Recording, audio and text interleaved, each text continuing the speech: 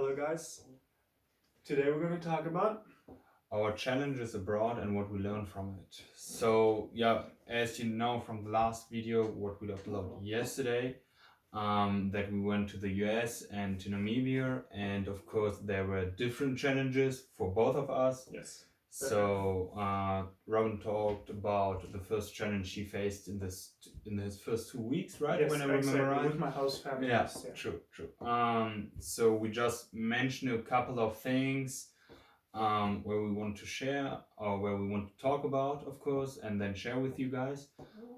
So for me, as I also mentioned in the first video, it was of course the English. I'm just honest about it. It was very hard for me during the first weeks, but with the help of Ella, my roommate, and with the patient I had and her tips to just watch TV shows or movies in English. Yeah, that's always a good point. If That you helped learn me a the lot. language, Yeah, go ahead and do that. that's Very true. important. Yeah. Very important. I'm still just doing it because I can't watch anything back in German. It's just crazy. I don't like that anymore. Really? Yeah, I can't watch German I things. still do that. I don't know why though.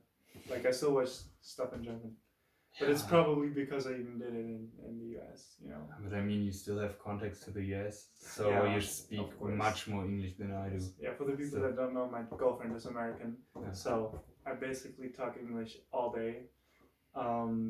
Yeah, so yeah, I don't. I know it's not as good. It's not as good as it should be at that point for all the know-it-alls out there, but yeah, you know, I'm trying my best, and yeah. So I think that's always important. So after that, actually, there were a couple of challenges, of course, that we faced during our holiday trip. For example, we had. Where did you go? Well, we went from Namibia, from Windhoek to the east to Botswana. Okay. In the Kalahari. Then we went to the Okavango Delta.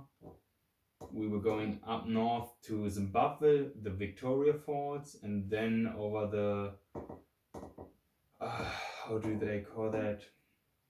Caprivi-Streifen, it's in German. Caprivi-Stripe, something like that. Might be, yeah. I think there is a different word for that. But during that trip, it went in December 2017. We had broken cars. Even my car catched fire through driving. Like you guys drove and in the front, I don't know how to call that. The motor, the engine, yeah, it just catch fire. The engine catched fire. Yeah, and you guys were in the middle of nowhere. Yeah, I was driving. Just describe us. You were driving. I was driving. Lena in the back, Charlotte on the left. So those were just friends. Yeah, two friends of us who went to us. We were a group of 10. And then Lena called, "Oh, Santa's coming in the car. Something is wrong." Okay. And I was watching down and I was like in your, I'm assuming you call it like a cabin, like inside the car you sit. Yeah, right. I was the driver. And then, Jesus, it's not sand. Yeah. And then I immediately stopped the car, looked up to the engine, and I boom, fire all the time. Oh, that's crazy. So we had to call to the next city. And I think we were sitting there 2, 3, 4 hours and waited for someone to get our car and drove us to the next city. Oh, that's crazy. So you had to get someone to tow you guys to the next city. Yeah. And you had to wait like 4 hours. No, not someone just. Some guys passed. Really? Yes. They didn't care? No, just I think a group of German tourists, so 4 German tourists, but they didn't have a satellite telephone. Yeah. So we tried to call with our Namibian numbers our friends in front. So we were 3 cars. But we were the last car, so they didn't notice that we stopped and that we had a problem. And then there were no connection for the phone. So we tried to call them to keep up, to just try to get them to know. Because the first car, I think it was but they had also the satellite telephone. So that was the biggest problem. So we were just standing out of nowhere. We had nothing to eat, nothing to drink. So maybe for something like 2 or 3 hours. But it was 40, 45 degrees where there were at least a big tree. So we were sitting in the shadow just waiting. But that was quite hard. Wow, yeah, because that sounds crazy. what should you do if the cars burn? Yeah, everything is inside your car, right? Yeah, so we also had the car with all our stuff, our clothes. So that was pretty hard because we had nothing which could help us in this situation. Yeah, you couldn't what you call like stop the fire. Yeah, right. You didn't have any water. Yeah, and I was afraid to do something which will do much more damage than it already takes. Just the fire, Yeah, so I just let it burn because I didn't know what to do in that situation. So there were also no sand. It was a little of grass on the street sides, but yeah, that was actually pretty tough. And in that case, a challenge, we didn't know what happened. We didn't know when we reach the other ones, how long it will take. And I think it took a couple of hours until someone came back from there. So you were just sitting there hoping and waiting that someone's going to turn around. Yeah, because we couldn't reach anyone on the phone. And they had the satellite fall to then call someone. Yeah. So all you basically were is lucky. Yeah, more or less. Or crazy. Otherwise because in the night it's very dangerous on the streets and because of human or because of animals? Both. Okay. Because during the night you are actually not allowed with the most cars to drive. Because of safety ways on the one side and on the other side because of the animals, because they cross the streets during the night. Okay. So it might be a problem if you come on a street and a family of elephants is standing right in front of you. Maybe a little. We had that situation in the Okavango Delta, but that's a different story. But that was amazing to just stand 24th of December 2017. We stand in the middle of an elephant family. That's crazy. Just by the way. Were you scared at all? No. It was just... No? The freaking elephant is right in front of you, and you know, if he wants to, he could just crush you, and you're dead. Yeah, okay. It was just for me like a dream, so I didn't notice the danger. You're also a snake person. So yeah, that's true. So I jumped outside of the car for a Varan. So, yeah. So that was actually one of the first challenges. What did you do when you were sitting under the tree? Were you like, were you in panic? Were you guys are like, hey, it's going to be good? Were you trying to stay positive? Or I guess, how did you get through it? I mean, of course, there's, situations that are much more extreme than ours, definitely. Yeah, true. But of course, I guess for the most people, that is a very extreme situation, and for me too. Yeah, so I think first Lena and Charlotte were a bit panicked, and I tried to keep on staying positive, but I think it changed so many times during that time that everybody took sometimes the part of staying positive, and then the other ones went crazy.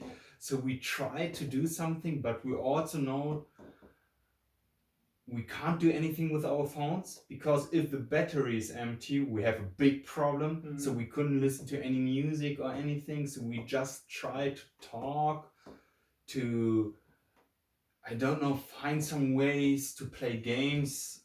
Tic-tac-toe, I think we played in the sand. Yeah, what should you do? I mean... It just sounds funny. But and somehow it was funny and a good adventure, but... It went crazy. So I think everybody of us took a couple of times a different part during that time, and we just tried. They will notice that the third car is missing. I mean, obviously that's pretty realistic, I guess. I mean, you guys were always looking out for that, I'm assuming. Yeah, of course. But then the other problem is which way or when did we lose them? How much do we have to go back? Or at what street? Yeah. Well, the best thing in Namibia, the streets are very long, straight. So we were on a very long straight street, so that was very good. So they just had to turn around and not guess like, did they take this turn? True. This turn, it was just one way. Yeah, turn is the word I was missing, Yeah, so it was not a personality challenge, it was Geduld, a passion, Patience. patience Yes. challenge. So yeah, that was more like an adventure right now, but there it was a bit troubling. We kept on asking, do they notice? Do they not notice? Well, I guess that's more not just a question of patience, it's more a question of, I guess, for example, trust. Do you trust your friends or colleagues or whoever that was that drive in front of you that they really watch out for you? And just, I guess, a challenge of staying calm. I mean, Yeah, true. you do have to stay calm in that kind of a situation, and Definitely. I don't think that is easy. Yeah. Just think Yeah. about it. Definitely. Yeah, so that was actually one thing. Maybe you want to share something with us from your side, from the US? Well, I mean, I've talked about my host family, of course. Um, yeah, of course, that was a challenge. I mean, for the people that don't know, I've been to a host family that wasn't actually great. They threw me out at the end, and I basically just stood in the middle of nowhere. But it was at least civilization, not like in the really like the desert like Lucas was in. But yeah, there's a couple of challenges. For example, a friend, the only German guy I was there with, he was kind of in a similar situation, I'm assuming, where he was in first a very bad host family, or not as bad as mine, but still pretty bad, I guess. So he tried to get out. He managed to, and then the crazy thing was, I don't know if he wants me to talk about it, but I don't think he minds. But it was kind of funny actually. So of course we stayed in contact all the time, and he was home alone. His host family wasn't there, and you know, he heard the windows crack, like just burst. You know, so he was like, "Holy crap! Is someone breaking in?" Right? So he calls me and he goes, "What should I do?" I'm like, "I don't know. I'm not a freaking. How should I know what you should do now?" And the thing was, yeah, he actually knew where the guns were in the house, and he was like, "Should I take one?" I'm like, "No, don't do that. I mean, he doesn't know how to freaking work this. Probably, I don't know." And he was thinking about it. He knows where the guns are. Well, I don't think he was supposed to know, but he did. Okay. And then it was kind of funny because he went through all those options and then he went down to look and there was nothing. But the thing is, in that situation, I'm like, you're in a different country, you know the country has a higher crime rate than your own country, I guess. You're home alone at someone else's home. You don't know what you're allowed to do, what you're not to do. Maybe like 100%. But yeah, and I mean, I guess he got pretty lucky that no one really was there. But yeah, that was just kind of, should I go the extreme way? Or should I just, it's more like a funny story now than a challenge, I guess. But it's more like just a very scary situation. And then to decide what to do, you know what you mean? What I mean. And yeah, I don't know. I think it's something totally new because I would assume that most people in Germany will never go to that point to ask where are the weapons, because we know we don't have actually weapons at home. Yeah, that is true. So that's kind of crazy. Yeah, I also had kind of story that car stopped where I was sitting in, and then on the next to the driver's seat they dropped out a gun, and it was like, Jesus, there's a gun in front of me. So really? Yeah, so but it's just for taking care of themselves. So some guys like to protect themselves. Okay. Well, not saying that everybody's bad. It's just something like America to take care of yourself. Yeah, or I guess a more challenging thing that I have experienced. It's not nearly as challenging as your car crash. It was still like, I guess, pretty challenging in terms of I was surprised because at my new host family, my old host family just kind of they were very strict, and I had to go with them everywhere I go, and only with them, and that's it, blah blah blah. And my new host family was a little more chill on that. So they let me go with my host brother, and he drove me to school every morning. And obviously, he had to, because there was no school bus. Usually in the US, you have a school bus, but my school was super small, 400 students. Okay, now get this: 400 students from kindergarten to the end of high school. Okay, and it was Christian. It was Christian. If there's someone that's listening that is Christian, probably doesn't think that's a problem. I don't think it's necessarily a problem, but it's different. That's also a different topic, I guess. I guess so too. Yeah. Yeah, but no, the thing was, the first time he drove home, the thing was that his last period of school, like his last school class, was an hour earlier done than mine. So he drove home, just sent me a text, yo, I drove home, I just drove home, my school is done. And I'm like at the school, and I'm like, well, how do I get home? It's too far to walk, and there's no buses, and I don't know how the bus system works in the city. So I just had to go and ask around how to get to my house. And then, like, at least in the area where it was in, and then I had some people that lived in that area, because it was a gated community, and it was super nice that they took me. And then I just walked there. I got used to it after a while, but the first time I was like, holy, how do I get home? I didn't know so many people and that kind of stuff. And then the other thing was, sometimes he came home and did something with his friends that I didn't really have any contact to, but that's also a different story. And then I didn't have a house key, obviously, totally, up to them, not bad, whatever. But the problem is, no one is home. How do I get in? He just basically in front of the door. No, he just basically showed me a way how to break into our room, so I could get in there all the time. And if Jeremy is listening to it, he knows it. It was pretty funny, because he came with me sometimes, and the first time I showed it to him, for me it became normal at that point, but he just laughed his ass off. It was just kind of funny, and then just to work with that, was kind of a challenge. And I guess you just kind of learned that you can always ask people and just get a way to. So that was actually also kind of challenge to come from your side to ask people what to do, right? Especially in a different country, if you don't know anyone. I guess if I didn't know the person, I was even pretty shy at that point. So that comes to it, but that's just a personality trait, and like I guess you shouldn't be shy if you're doing an exchange. But yeah. Well, but I mean, you could also, or you might change even through that. I did. Yeah, definitely. So I remember.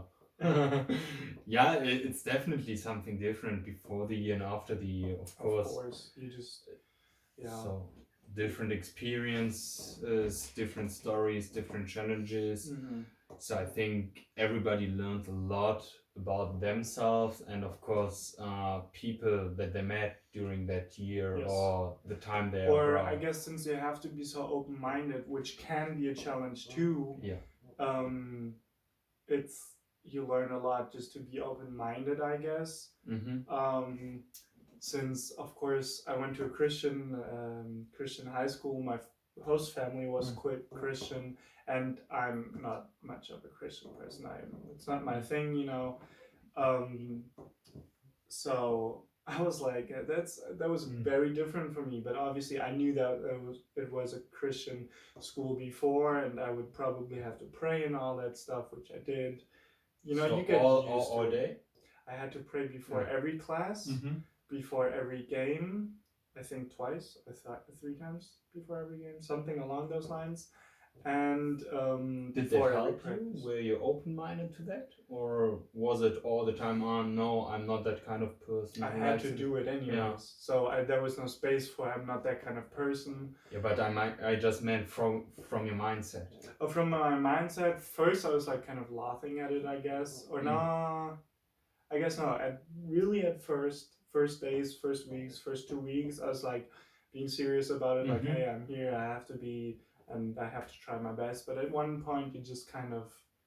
There were a couple of experiences where I just, made me basically laugh about it and not be able to take it serious. I have to say though, I had to go to church with my host family, Mhm. and for all the Europeans, church is a lot different there. Mhm. It's super modern, all that kind of stuff. So that was nicer. Hey, they had free donuts and coffee.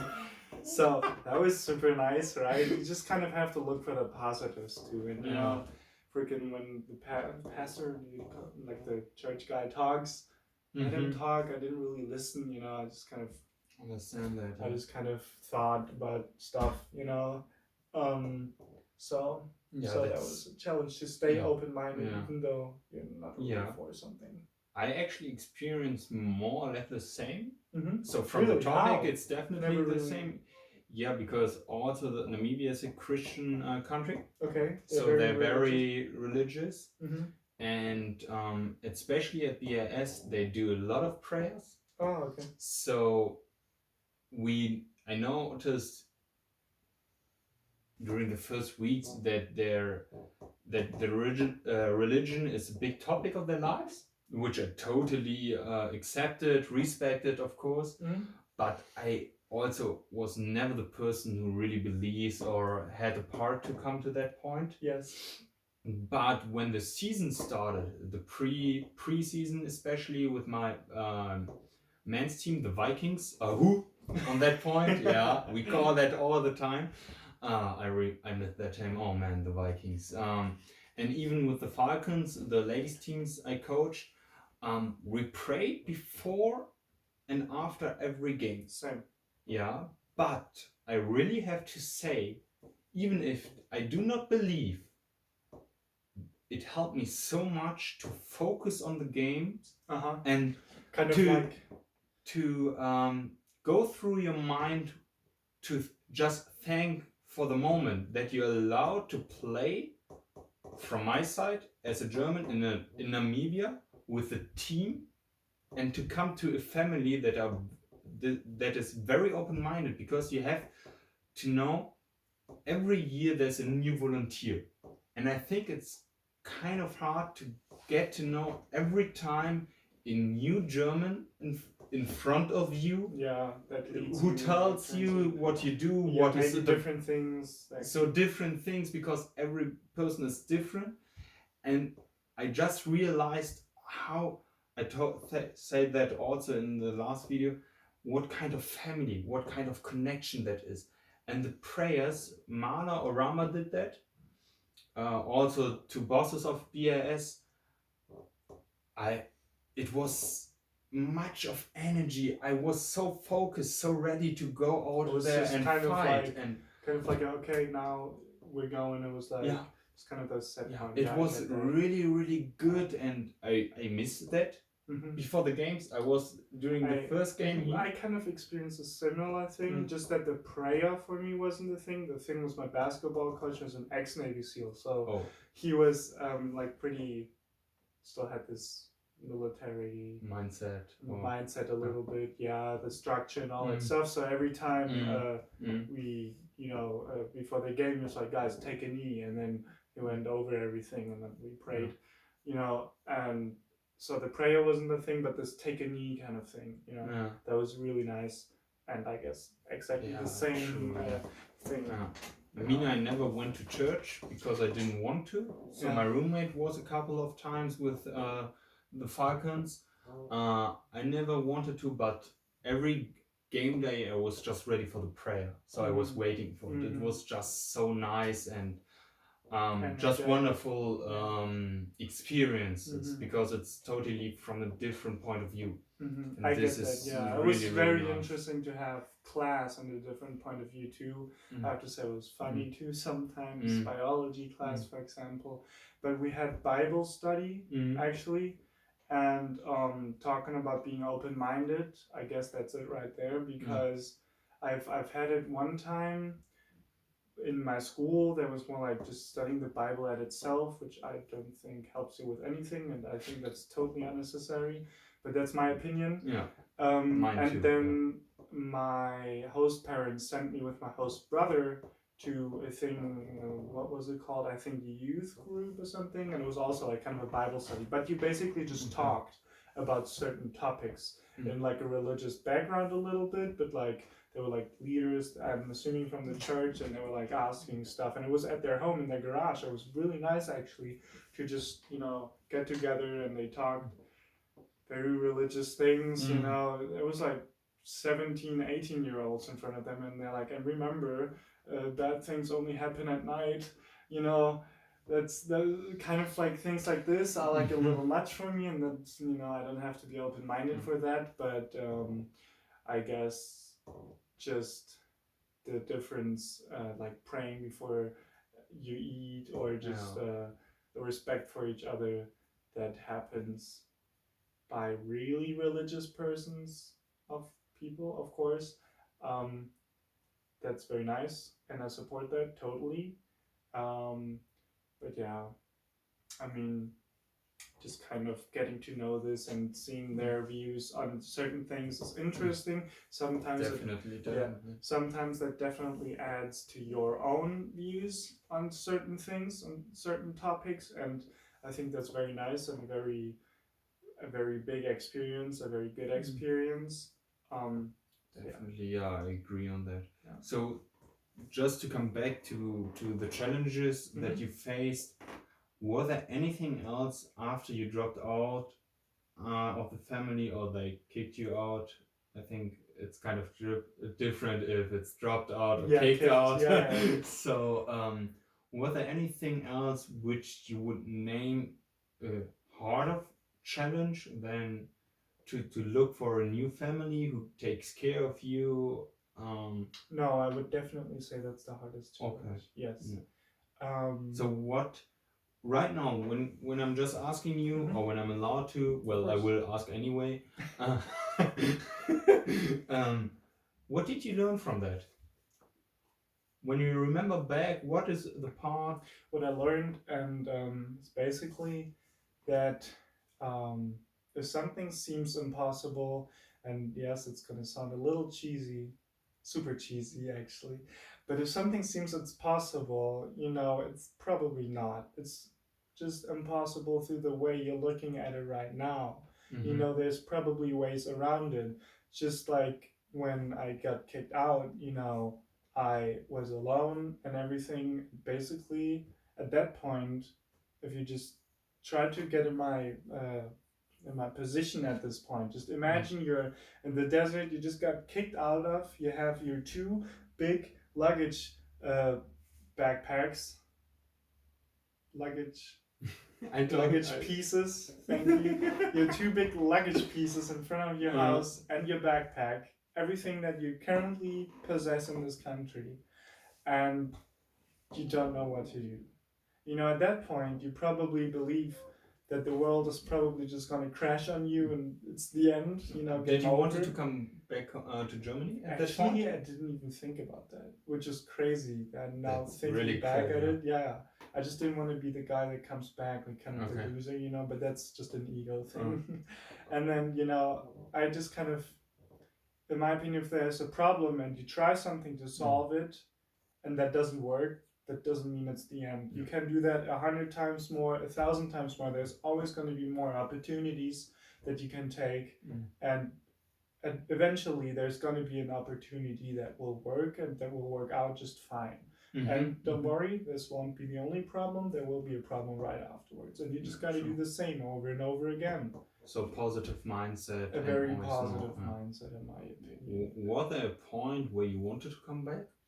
Actually, a little bit at one point, because I've talked to just in the transitioning from where I lived, just listen to the first episode if you haven't heard that, but where I lived at my local coordinator for the couple of times, my dad was even thinking about like, hey, I'm going to take you back if they can get you into the other family, because there was like a little more complications than what I first had since the new family I had, they were okay with me coming, but my local coordinator said, no, you can't go. So why? I don't know.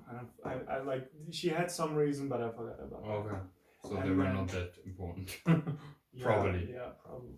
I mean, and then my dad just basically said to her boss that he knew, yo, I'm gonna send him back if you don't put him in his family.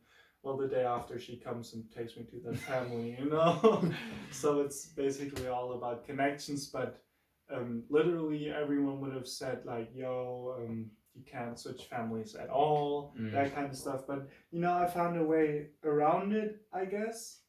I mean, obviously, I had the help of my parents and everything. That's not a I question. think not- that's not always very Yes. important to do. But you know, in this case, Jeremy, my friend, he basically had the same situation. He did the same thing without his help of his parents that knew the boss of the organization. You know, so even in his situation, he managed to do it and find a way to get around it and solve the problem. You know?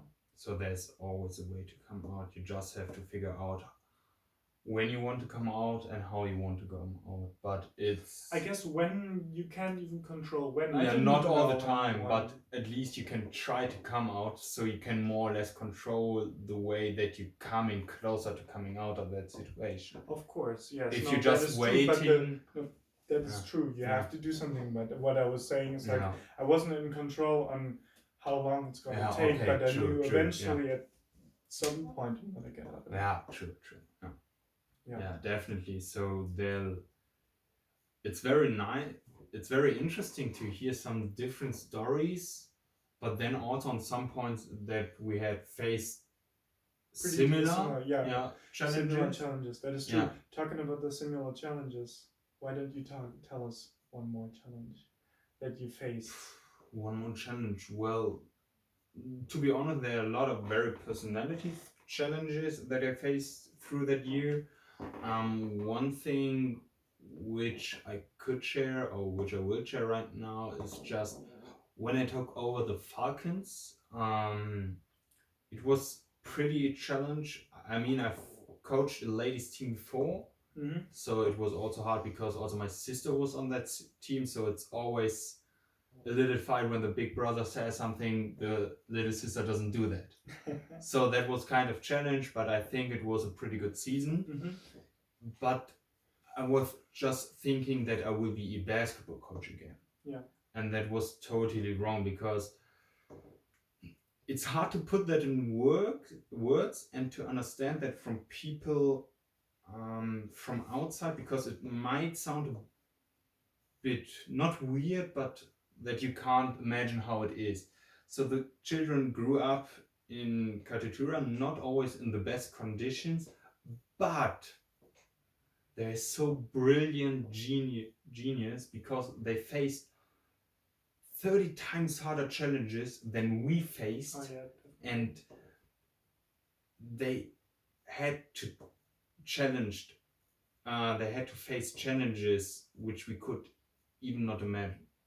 So with that background, I was just trying to focus on the basketball part, to do there my best, to give them good skills or whatever, to form a little system around them, to give them structure. I just hoped if I give them structure during practice, it will connect to the social life. When they come home, that I don't know, they try to take a structure with, which is kind of hard because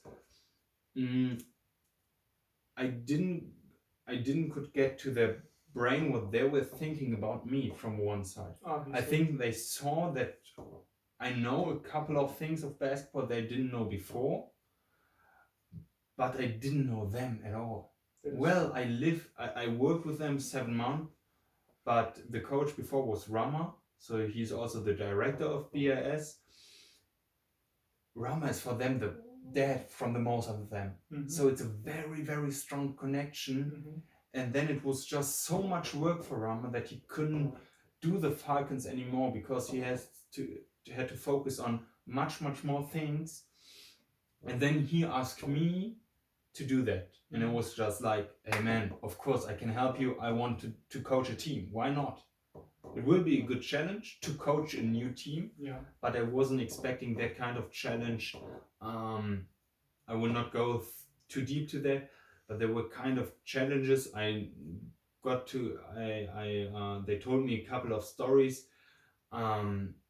So I had to handle the stories and to see the people in front of me, what they're going through real life right now. So that was kind of hard, and I was just trying to work,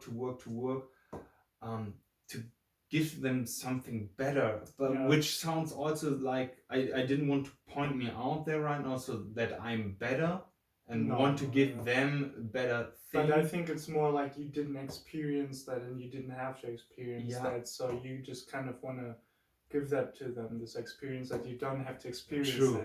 That makes any sense. I guess, right? Yeah, something like that. It was just like I wanted to help, but I couldn't change their lives or the situations they're in. I just could give them something positive on the basketball court. So I got a lot of feedback from different peoples around the league, but I was never that happy with what I did, because I wanted to come closer to them, to know how they talk, how they think about certain things, to try to lead them to something positive. And I think I have, for me, the opinion that it didn't work at all, that I did not a great work. Maybe because I had much higher expectations. So, well, we won a lot of games,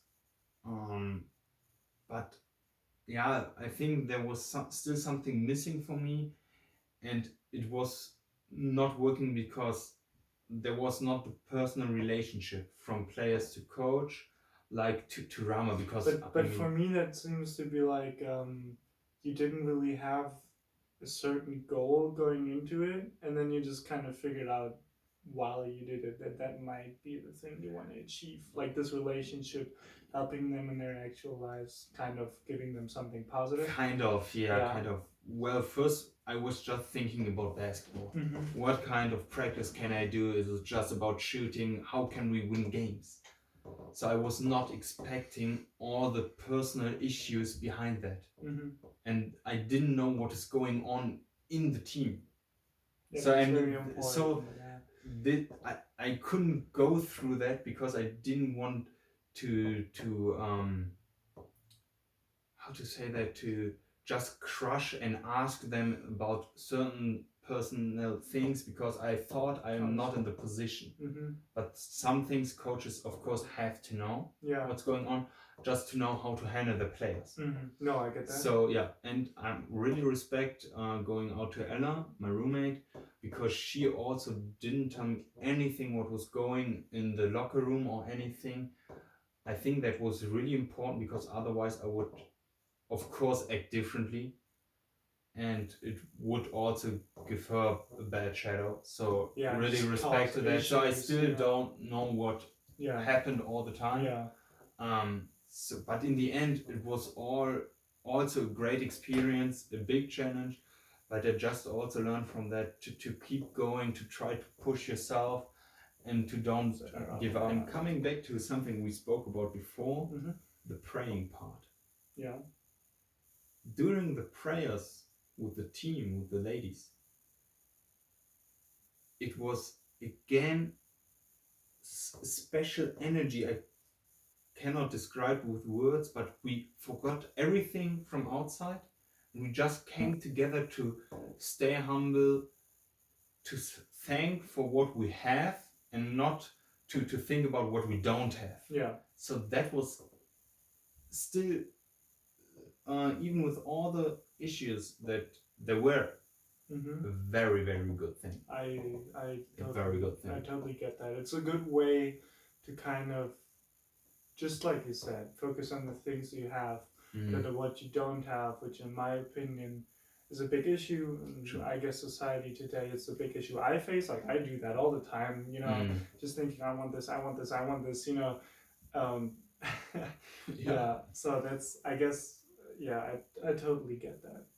I have to say I probably stayed a little more on a distance to it, that I didn't think about it that way, I have to say. but no, I definitely understand why, how you did that, and especially that is a good thing. Yeah.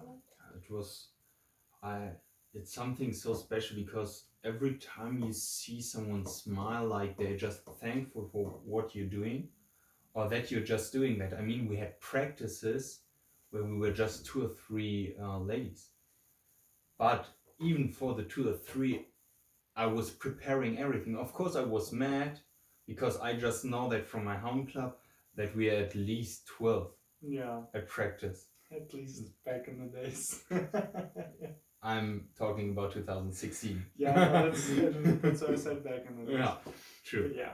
So I think, yeah, it's just nice in the end. Yeah. Yeah, you just kind of reflect on it, just learn learn those things. And I have to say, just going back, like sitting in the plane, going back, I did not realize what I had learned out of it. Yeah. You know, you just kind of realize it through the time afterwards. And that's, in my opinion, like one of the biggest time, especially like I started to appreciate what I have back in Germany a lot, because I have to say I focused on it a lot, since you don't think about it. Like I was comparing everything to Germany, obviously, so you get that sense for it. What was for you the biggest thing you appreciate that you have back here? The biggest thing I appreciate. Don't tell me something about food. You were thinking about it. You know, I'm a food guy, so yeah, I know that. That's the problem. What do I have here? It's probably gonna be what you call it, entertainment. It's a very big thing. It's just like the shows we watch, TV, that kind of stuff. Obviously, German TV is not in America. Who in America cares about freaking German TV? But RTL 2 is a good way to. Totally. No, but like, I mean, you get what I'm saying. Yeah, right? I know what you mean. I was watching the series PS Profis in America, and I was like just alone in my room, whatever, didn't have anything to do. I just watched it on YouTube all the time. I was like, nice, you know. That was like, I used to watch it when I was like 13. I was 16, you know, not much of an age difference, but there was some, you know. And I guess still when you're 13, you don't have basically any worries. You know, you just live from day to day. It's still childhood. Yeah. I'm not saying that 16-year-olds are totally grown up, but I'm just saying in the US, you know, in a different country, you might be a little bit depressed, which happens too. It's a challenge too. It is. Yeah, but I'm assuming that is for a different episode, talking about a different episode. We agreed on, or what we're going to talk about in the next episode is... It's difficulties about coming home. Yes. So stay tuned for the next episode. Go ahead that you subscribe our YouTube channel, of course. Drop a like, drop a comment. What do you think? If you don't agree with something we said, go ahead, put it down. If you do agree, put it down. And even if you face different challenges, just let us know. Yeah, put them down in the comments. Like if you have any ideas, if you want us to talk about something, go ahead. Put it down in the comments. Yeah. Also, go ahead in our Instagram, check our channel out. You're gonna see that there, and give us a little feedback on everything. Yeah, feedback. Subscribe there, so you will see when we upload our next episodes. Yeah, and just to inform you, it will be the last podcast part for Firth about our year abroad. Yes, it's going to be like a 3-episode series. Just kind of to give you guys like an idea where we are coming from when we're talking about certain things, certain opinions. And so after that we will definitely have some ideas, but just wait a bit more. Exactly. Well, with that, we wish you a great rest of the day. Goodbye. Goodbye. Bye.